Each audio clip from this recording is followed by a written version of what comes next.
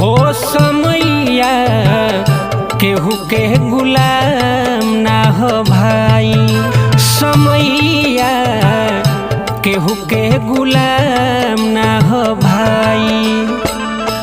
माइया बाप के जिया डहका के खुश कैसे रहब बेटा जनमा के, करब जवन तोहर भेटाई।